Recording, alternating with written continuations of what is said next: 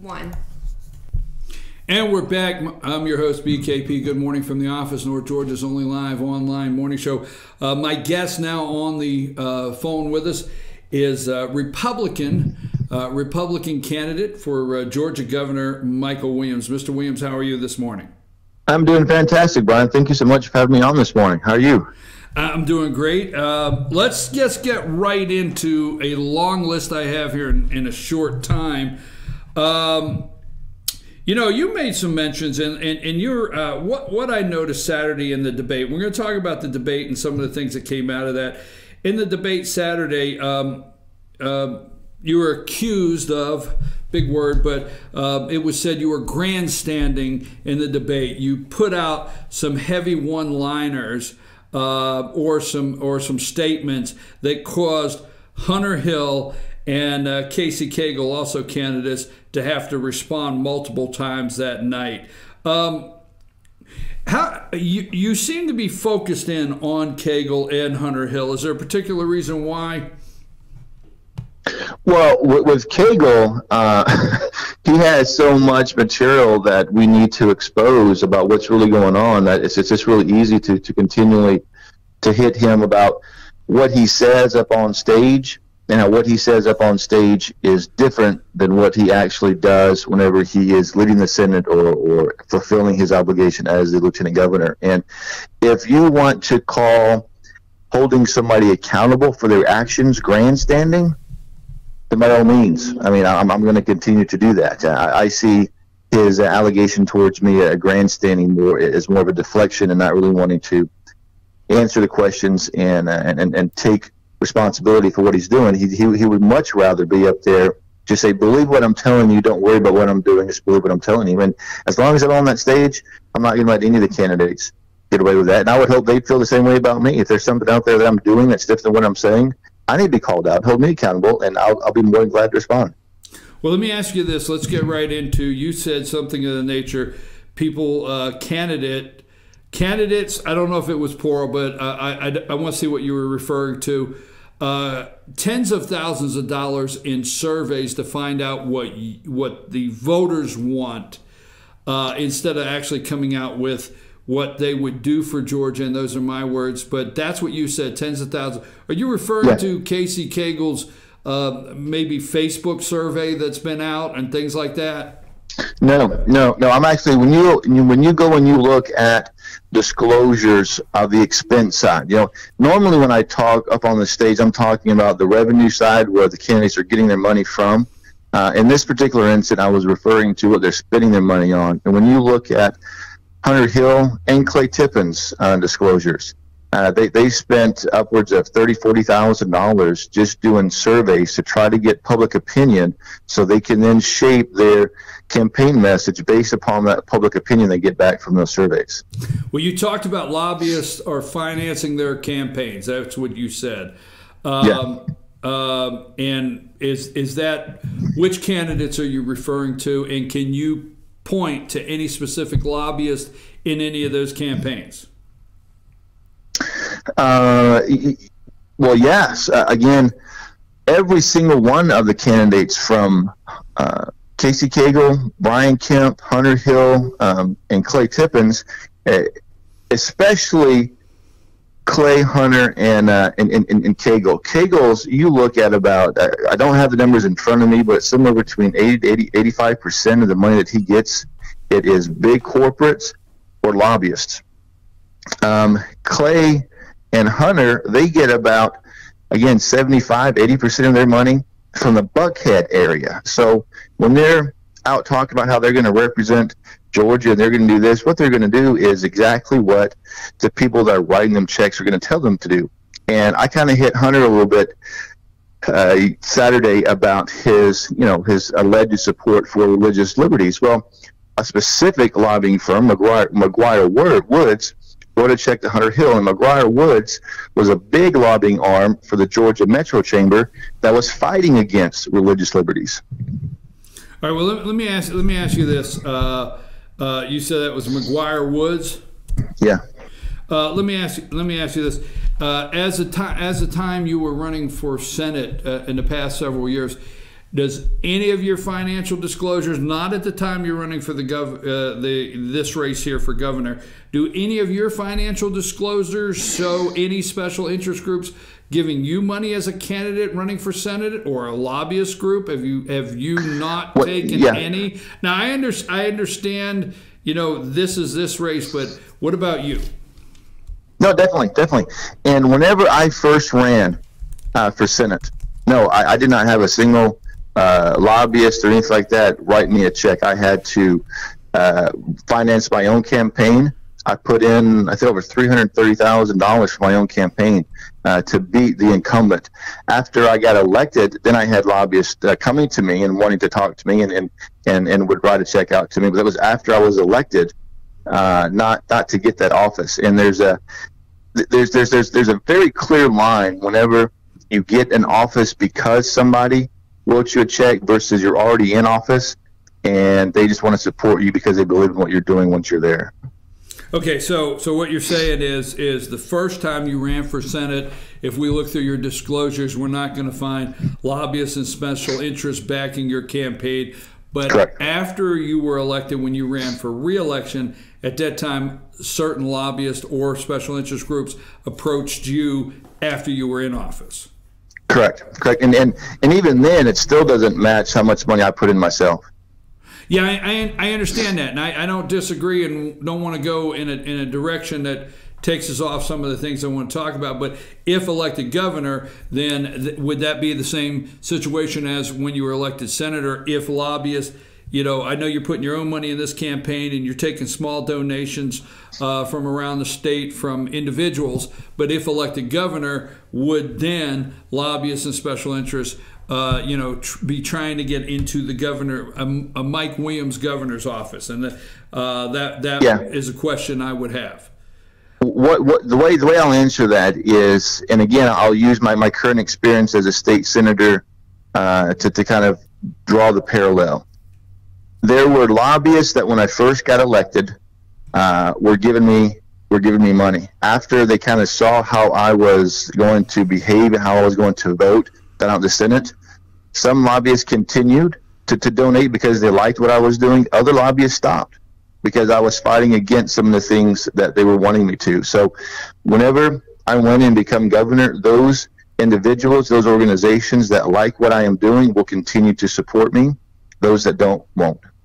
Okay. I guess we can confirm lobbyists and lobbyists and special interests just continue to play a role in our elections. Let me move on because you have answered this question before, but I want to lead up to something because HB 170, the transportation bill, I think you told me before you did vote for that. I did. Okay. And that was considered one of the highest, and I know the others voted for it too, Mr. Williams, so I'm not singling you out. But HB 170 was considered one of the highest tax increases on the citizens of Georgia. How did you vote on this year's transportation bill? I voted no. You voted no. What was different on this year that you were able to see? I understand it allows for the counties in the 13 counties to raise a 1 cent tax. So, and what was the difference in HB 70 and this year's transportation bill? Well, there's a couple of things. The biggest one is HB 170 that was in 2015. That was my very first session. And the reason I want to point that out is I had never been involved in any political organization whatsoever, much less, the state legislature before I took office. And I went down there and I had my ideas, I had my values, I had what I wanted to accomplish, but I also had to learn everybody, the process, kind of what goes on down there. And by nature, I'm just a trusting individual. And as we were going through the debate about transportation, we all knew that we need to have more money in transportation that was being spent by the state to improve our infrastructure. Myself, several others, Bill Heath, Josh McCoon, Mike Crane, we were all talking about how we wanted the additional revenues from the state, because at this point, I think our revenues have gone from about $15 billion to $18 or $19 billion. So we were continuing to grow about $1 billion a year for the past couple of years. So why couldn't we take that additional revenue? in one of our caucus meetings towards the end of session, leadership sat up and said, you know what, guys, I understand what you're saying. We don't have the time to tackle both tax reform and transportation reform this session. Let's put in this bill a study committee so we can look at our revenue. We can come back during the summer, figure out where all the revenue is, how we can reduce the taxes to offset this tax increase we're about to have, and then we can pass that legislation next session. And I believed them. Again, you can say I should not have believed them, but again, I had to learn something that it took Ronald Reagan learning from Tip O'Neill, that you can't trust Democrats and rhinos when it comes to decreasing taxes. So based upon that trust, I voted for it, hoping we could come back and address taxes the next year. Obviously, that didn't happen. So I figured out after my first session that you can't necessarily trust everybody and the things they say down there. And plus, this transportation bill, it was just a bad bill. And also, it had in there, I don't know if you remember the tweet that Casey put out there that said that he would kill any bill that gave Delta a tax break. This transportation bill, you go and you look at lines about 475 or so, there's an exemption for jet fuel tax. So in the transportation bill, there's an exemption for the jet fuel tax? There is. And is that the back end of the original Delta tax? No, it's now jet it's fuel. Different. I got to get it clear. Yeah, it's different. So what is different about it? It's not the same exact one that they had, but again, Casey in his tweet where he said he is going to kill any legislation that would give Delta a tax break unless they rescind their statement about the NRA. And in that bill, they are they're exempting jet fuel tax from that 1% MARTA tax. Okay, so they would get if that tax passes, jet fuel's exempted from it. Correct. Okay. Did you vote for this year's budget? The budget, first of all, the budget has gone up it's gone from 17 billion, 18 billion. It's gone from about 15 billion in 2010 to 26 billion this year. 26 billion. Did you vote for this year's budget? I voted no for it. Okay. All of the past years that you served in the Senate, how many times did you vote against the budget? This was the first year I voted no on it. Okay, this is the first time. Why this time? Again, it goes back to me being able to see and learn and figure out what's really going on down there.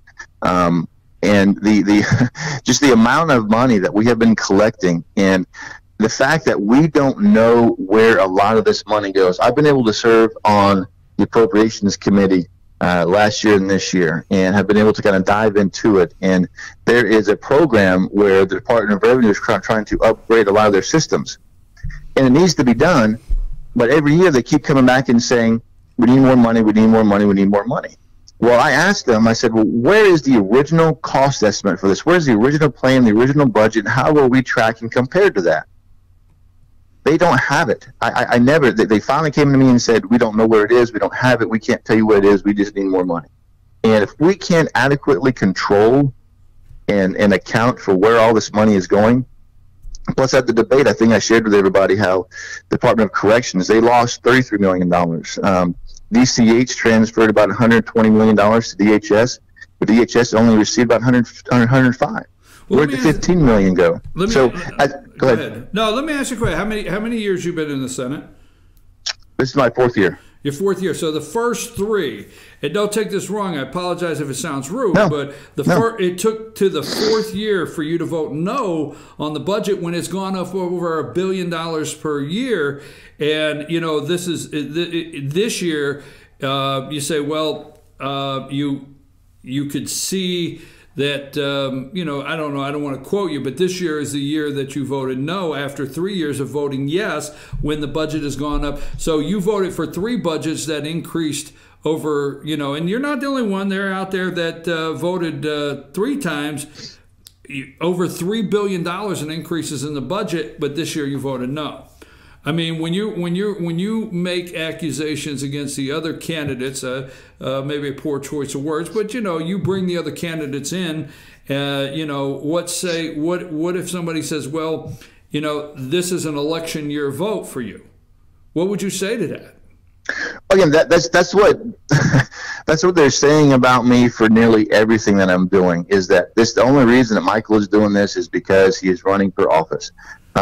What I say to that is, when you look at my overall voting record, I have the most conservative voting record of any state senator currently serving, and even when Hunter was there, when he was there, I was the most conservative state senator. And when you look at the trajectory, my first year was my worst voting record because I didn't understand everything that was going on. I didn't understand the intricacies, the process. And every year that goes by, I get more conservative because I figure out what is actually going on. So while, you can say, yes, I voted a certain way 3 years prior, that's true. And I'm not going to deny that. But at the same time, I am evolving and learning and figuring out what's really going on down there. That's also why I feel like I make the best candidate. I will make the best governors because I do truly understand what's happening with our money, not because somebody's told me, but because I've actually been able to dive in and see it for myself. And that's what's been going on. All right, let's change direction here because there's the religious freedom. And we had this is the first time in several years the state actually updated the foster care and adoptions in the state. A bill did pass that the governor went to the governor's desk, and I think is already signed, if I'm right. Yes. But there was an additional bill that would had faith-based protection for faith-based adoption agencies. And I do remember you saying that Casey Cagle, the lieutenant governor, stood up in the Senate and stopped this. Okay, and his response to that, the faith-based adoption agency protection, to me, Bill, is that foster care is not germane to the adoptions. To put that in the foster care bill, it was not germane. Explain what he was trying. Well, I don't know if you can answer for him, but explain what he was trying to say and what you're saying as far as what he actually did, standing up. Your comments on that. You claim he stopped faith-based adoption agencies protection. He claims it was not legally written to attach to the bill. There you go. Yeah. Well, I'm not going to attempt to try to explain what Casey was saying. What I will explain is what the word germane means. Basically, that means that within the Senate, I believe in the House, they have the same rule, is a bill is supposed to be a single subject bill. Right. So any bill that we have, it's supposed to only have one subject. Well, you've been around long enough to know that's not always that rule is extremely flexible. There's some bills that have 10, 15 different sections ranging from gas tax to hotels to cars to all kinds of different things. So it's really at the discretion of the presiding officer, who in the Senate is Casey Cagle. And William Ligon, he had an amendment to the adoption bill that would protect faith-based agencies. And he had worked out an agreement with Casey and leadership that if he took that amendment off of the adoption bill and allowed the adoption bill to kind of flow through the process without it on there, that they would give him a vote for it on the floor of the Senate, which they did. But what happens down there, and again, I didn't believe this my first couple of years down there until I actually saw it going on, is they will make an agreement, like somebody in the House or in the Senate will agree with a senator representative that they can get it out of their chamber, knowing full well that the other chamber will not allow it to come out. Again, I don't know. I don't have any information to say for 100% certainty that was what was truly going on. But whenever William told me that was the deal that he made, I told him, William, you have been down here long enough to know that amendment is not going to make it to the governor's desk. He was convinced it was. Well, the last day of session, the bill had not made it. His bill that protected faith-based adoption agencies had not made it through the process. So he found a bill that was related to foster care. Well, what children need to be adopted? It's those children that are going to go into foster care. or that are already in foster care. So to say that his bill to protect faith-based adoption agency is not germane, does not have to, not dealing with the same subject matter, is completely false. So William found this foster care bill. He attached the amendment to that bill, and Casey Cagle on the Senate floor, you can go back and you can watch the video, says that it's a very important bill. He believes in this bill, but he's going to rule it non-germane, so we cannot vote on it. Saying one thing, doing something else. But are you saying that Lieutenant Governor does have somewhat of a gray area to work within, because there are kids that go through foster care that end up being adopted, and then there are kids that go through foster care that end up being reunited with their families. So you're saying that because some children in foster care do end up going through the process of being adopted, this would have been able to be attached? It was completely within his authority to allow that amendment to stay on that bill. He chose not to allow it. He could have stayed on there, and there would have been, there might have been some political from the left outrage about it, but there was no legal ramification for him doing that. It was completely within his right to do that. He chose not to. I only have 2 minutes left, Mr. Williams. So let me get this last one, and we'll talk again throughout the campaign. You said you had been leading the charge against giving tax breaks to Amazon, and then you said Bezos wants to give it back, as Amazon CEO, to illegals, and give that tax break back he wants to give it back to illegals.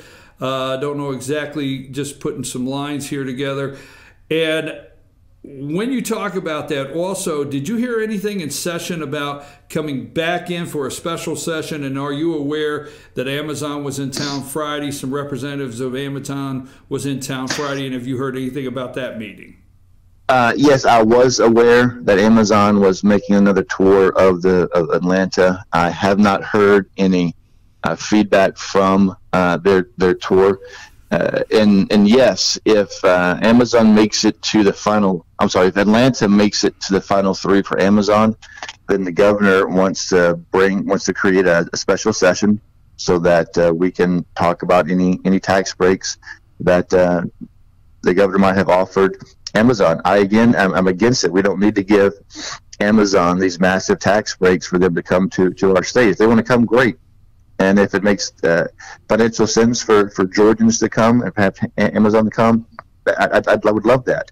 But the amount of money they're talking about, I think it's insane. And also, transparency in government, which I think is an incredibly important thing. We are of the top 20 that made it to the list, the final Amazon list. We're the only state where the citizens of the state do not know what their government has offered Amazon to come here. I think that's wrong as well. We need to have more transparency in what's going on in our government. So you're stating this morning that the other states, their citizens know what Amazon was offered, and we do not. Correct. Okay. Well, Mr. Williams, what is the one biggest regret in this past session that you have that didn't get passed or didn't come out to the floor for a vote? What's one of the biggest regrets you have from this past session, and what is the one thing you can point to as a success here in a minute? Probably the biggest regret was I could not get a vote on the abortion ban after the presence of a heartbeat. I've shared the story before where Brindley, my youngest, she was conceived through IVF, and I remember going and watching 3 weeks after they did the embryo infusion and transfer to my wife. 3 or 4 weeks after, I saw her heartbeat. I saw Brindley's heartbeat on the sonogram. And we have got to do a better job of protecting the unborn, those who can't protect themselves. And had an amendment. It was germane. I went to the floor, begged the presiding officer to allow it to be germane, but they ruled it non-germane, so they would not allow the vote on the adoption or on the heartbeat bill for banning abortions. I guess the answer to your other question, his biggest success was my father suffered from PTSD, was a manic depressive. He ended up killing himself when I was 14 years old, and we were able to get those suffering from PTSD access to Chemodal oil. So that was probably the biggest thing I was happy about.